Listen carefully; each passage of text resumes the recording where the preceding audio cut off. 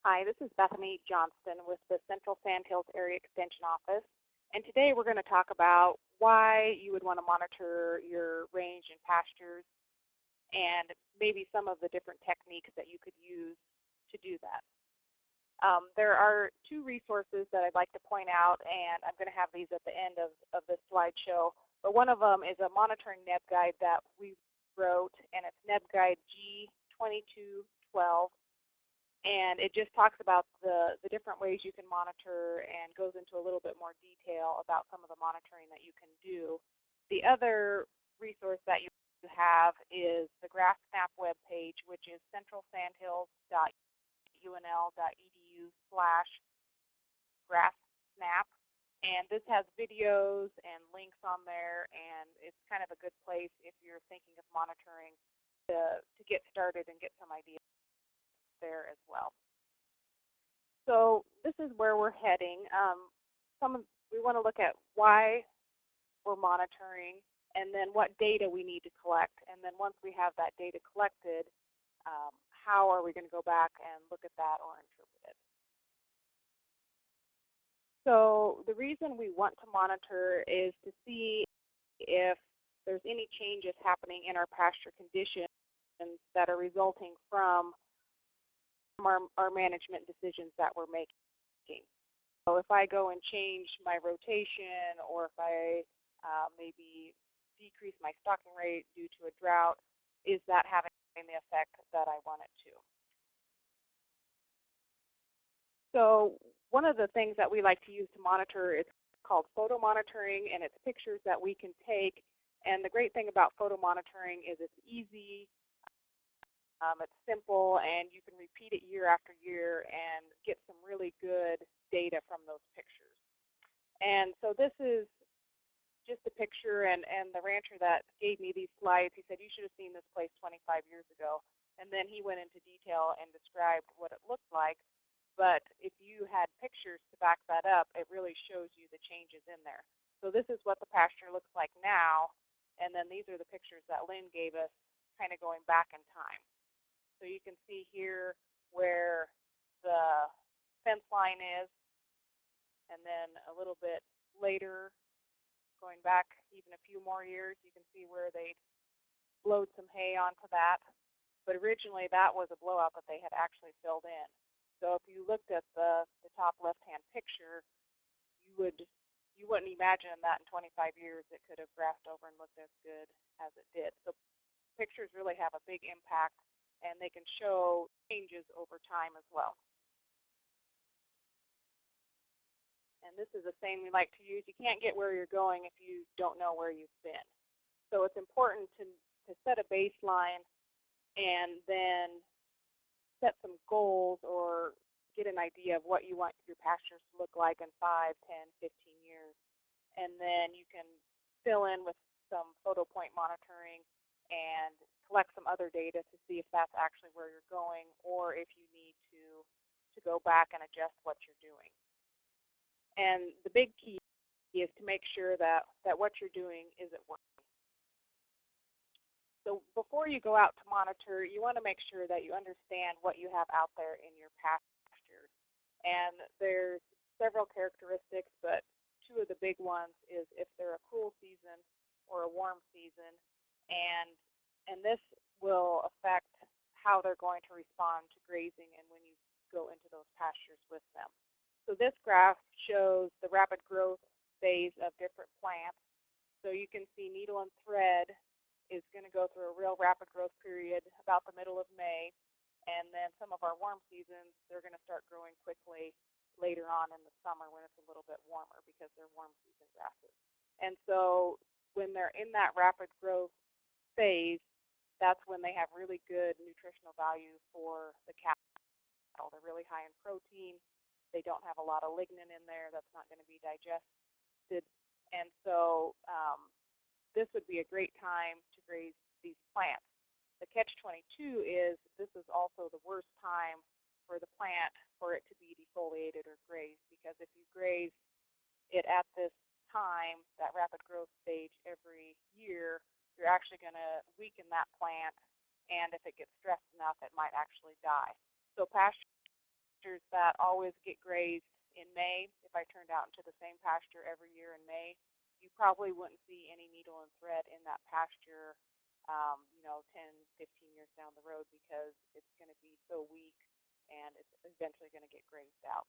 So that's one thing you need to consider is what type of grasses you have out there. The other thing is how your plants are reproducing. So do you have tillers or do you have seeds? Bunch grasses like to reproduce through seeds, while the rhizomatous plants send out these underground stems and then will put up a tiller. So that's how they're going to reproduce. And then these daughter plants or these tillers will actually come up, and you can actually increase how much grass you have if you have rhizomatous plants by keeping that plant healthy so it has enough resources to send up new daughter plants or new tillers. So this is how we tell if our plants are healthy. And the problem with this is we can't see the roots, and a lot of times we try to look at the top part of that plant to see if it's healthy or not, and it's just a real hard way to determine if your plants are stressed or if they're doing good. But if a plant is stressed, or if it's real dry, or if it's getting overgrazed, that root length and then also that root density is going to decrease, and that's going to make your plant weaker and stressed, and that plant can eventually die out. And we saw this quite a bit in 2012 from the drought. Our Kentucky bluegrass and our brome really got hurt because it was stressed, and those roots just didn't have the capacity to reach that water, and they got too dry, and so we had a lot of death loss because of that. So now moving on to what we want to monitor, we need to make sure that the data that you collect while you're out monitoring, whether it's from pictures or the data that you physically write down, make sure that it's data that's going to work for you. So you need to figure out what your goals for your place are, and you might get ideas from neighbors or friends, but you need to sit down and think, okay, this is what I want it to look like. So these are just a couple examples of management objectives. One was to increase warm season grasses as the dominant species.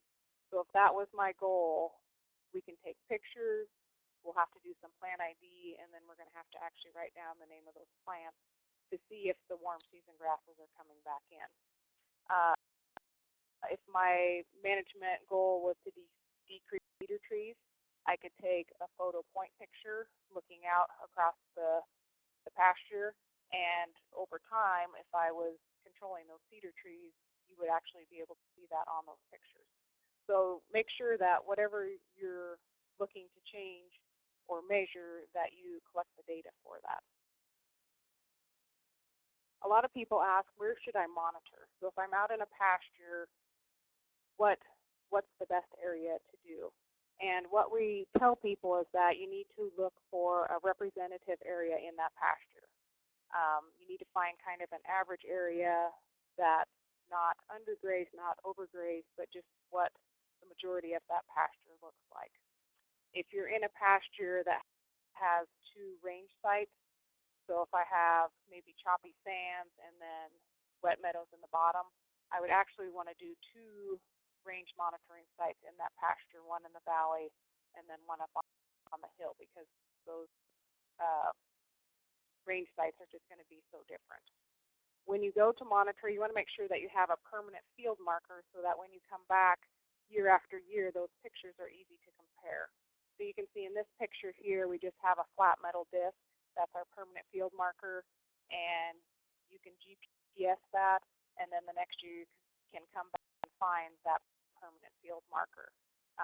Your field marker can be anything, but you want to make sure that it's short and doesn't stick up, because cattle will be attracted to that and then trample around it and kind of change the representative area that you were going for. The other thing that you can monitor is if you have any problem areas. So the photos we saw before was a picture of a blowout that had healed over. So if you have blowouts or washouts or some place that you want to heal up, you could also take pictures of that and see if that's actually closing up and the grass is coming over the top of it. And you want to make sure that when you monitor that you do it after your growing season is over. So for us in the sandhills, since we have cool season and warm season grasses, we would want to do that late summer, early fall. But this picture here was taken up in the northern part of the state, and they're cool season only, so they could start monitoring as early as June or July when that growing season is over and those plants are mature. So these are some of the things that you can use to monitor. One is called a photo point, and this is a general landscape view looking out, and it's going to help you see what the grass cover looks like, how tall your grasses are, and then two, like we said before, if you have cedar trees or noxious weeds, you should be able to see that in the picture as well. And when you take this, you want to stand at your permanent field marker, look out, and then in that view have 3/4 of the picture be the grass and the ground, and then 1/4 of that picture be the sky. We also want to place a perspective pole in there just so we have reference on grass height so we can tell how tall that was. So our perspective pole that we used here is a 5-foot rake handle, and we just painted it black and white in alternating stripes in 1-foot increments so we can actually see how tall that grass was. So make sure that you have something in the pictures every year so you can see how tall that grass is. The other thing that's important to take pictures of when you go to photo monitor is called a photo plot. And so these are actually pictures looking down at your grass. So what actually is green? Is it desirable grasses? Is it a weed? What does our ground cover look like? Do we have bare soil? It just gives us a lot of information. And again, we put a plot frame or a hoop in our pictures so we have more reference on the plant size. Another tool that you can use is called a fishbowl or an exclosure. So these are just simple ones made out of cattle panels that have been bent, and they put them around some posts. And this actually keeps the cattle out so you can measure your potential production. So how much total grass am I growing that year? And if it's a pasture that's maybe been overgrazed, there might be species in there that you didn't know because they're constantly being grazed off. So if you have an exclosure, you can go in there and actually look for the plant species. You only want to keep these exclosures in the same place for 2 or 3 years because eventually they're going to start trapping snow, and it's going to change the plant composition inside of there. So if you decide that you're going to measure some data, you probably should make a data sheet. And so this is one that we made for our goal to increase warm season grasses. And so we marked off every 20, 40, 60, 80, and 100 feet and actually recorded the top 4 plants in each of those areas. And so over time, we'd be able to see if those warm season grasses are actually creeping back in or if the cool season and the weeds are staying in there. You also want to have your grazing records and your precipitation records in there as well. It just helps you get an idea of what that pasture was going through that year. Another method you can use is to measure the production of your pasture, and there's several different ways you can do this, but this is the one that we use. And what we do is just have a hoop that is 58.9 inches, and if we clip inside that hoop and dry that forage and use a conversion factor, we can go from grams per hoop and convert that to pounds per acre. So this is how you do that. You clip all the plants inside the frame, and our hoop was 58.9 inches around, and you only want to get the plants that are rooted in the frame. So the innies are in and the outies are out. You don't clip those. If you have any weeds in there or brush that your cattle aren't going to eat, go ahead and remove those. And you want to clip all the way down to the ground surface. You want to clip flush with the surface of the ground. We just stick those into paper bags and then dry the forage. You can use the dash method where you just throw it on the dash of your pickup and let it cook on there for 2 or 3 days. And then you can go ahead and weigh it in grams. You want to make sure that the water is out of there so we're not weighing water weight when we do that. So weigh in grams, and then once you get your weight in grams and subtract the weight of your bag, you can multiply that weight by 50, and that will give you total pounds of grass or forage per acre. So you want to go ahead and divide that by 4 for a rough stocking rate, because we're not going to go out and graze the grass all the way down to the ground. So that's how one way you can use to measure pasture production is the clipping method. And the NEB guide goes into more detail on how to do that. And there's also a video on the GrassSnap webpage on how to clip for production as well. So these are some examples of some photo points looking out and then photo plots looking down.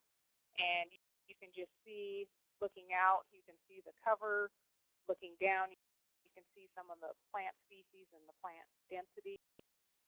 And then these are some pictures that Lynn gave us of his place. And if your feet are in the picture, that's okay.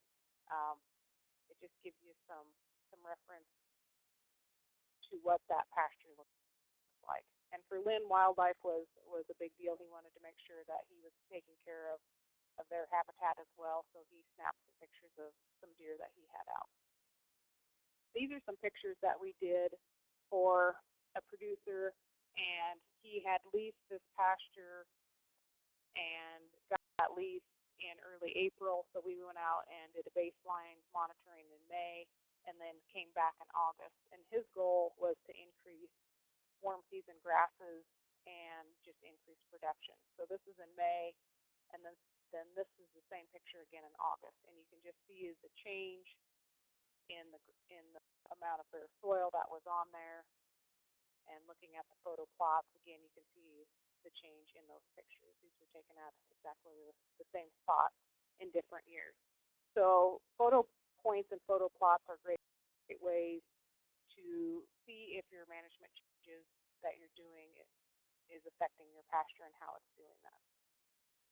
The other thing I want to talk about today is GrassSnap, and this is an app that we developed for monitoring rangeland, and it is compliant with the Nebraska CSP Monitoring Enhancement PLT02. So if you're doing monitoring through CSP, this would be a great app to collect that data. And we're also going to do another webinar on how to use GrassSnap and what kind of data it will collect. But it takes you through the steps of taking a photo point, taking photo plots, and then it will actually photo stamp the name, the date, and the GPS coordinates on every picture that you take. So when you go to pull up pictures, if you have country that kind of looks the same, it's hard to tell which picture is which. And so this is a great way to photo stamp and know which pictures that you have. It also collects data for grazing indexes in Nebraska, as well as the Nebraska Apparent Trend Score. So it collects all that data. There's a place for comments. So even if you don't use a grazing index or the apparent trend, you can type in your comments in there, and it will save those in your folder with your pictures. The folders can easily be downloaded to your computer, so you can view them on a bigger screen and see those changes in the pasture a little bit better. And then the other thing that it does that's real helpful is it has a map of where you've monitored with your monitoring site, and then it will also give you a list view of those sites with their corresponding GPS location. So if you need to go back and monitor the next year, you have that data available and ready to go. So if you have any questions, you can contact me. My email is bjohnston3@unl.edu, and my phone number is 308-645-2267. These are the two resources that I was talking about. The GrassSnap website is centralsandhills.unl.edu/GrassSnap, and then the NEB guide is called Getting to Know Your Pastures, Techniques to Enhance Monitoring. And so the link to that NEB guide is there as well.